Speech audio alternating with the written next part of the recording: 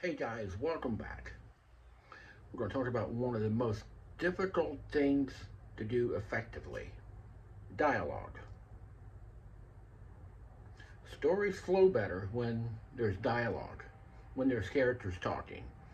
Now, you can have 40 pages of exposition, or you can have two characters explaining what's going on in just a few sentences. It works better the second way, but it's more difficult to write because you have to write realistic people. Now, I grew up in the Appalachian Mountains, so I'm very well versed in how those kind of people talk and move and act. And there's always one of those types of characters in my story because I was immersed in that culture for so long. I know how they would react in a given situation. I know what they would say. I know what they would do. Try that for yourself. If you grew up in the suburb, if you grew up in the city, wherever you grew up, you know how people talk in that area. You know how they react. So you don't have to have all your main characters speak in that way.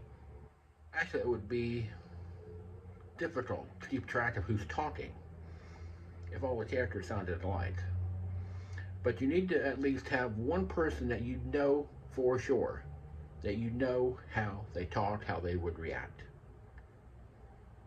You can work on the rest of the dialogue later, but focus on that one character. Once you get them, it'll help your dialogue flow better because you can react your other characters off of that one. Whether it's laughing at them, laughing with them, learning from them, whatever it is.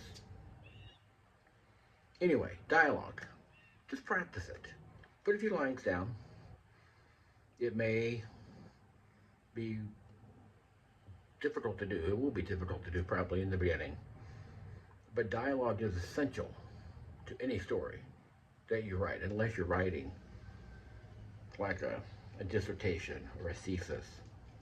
Otherwise, you need dialogue at least a little bit in every story you write. We'll have more about writing later, but thanks for watching.